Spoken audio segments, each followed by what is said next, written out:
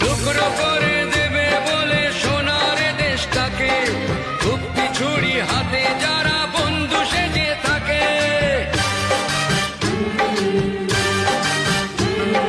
তাদের দলের একজনও কেউ পায় না যেন ছাড়া, কিসের ক্ষতি বইলে তখন রক্ত নদীর ধারা।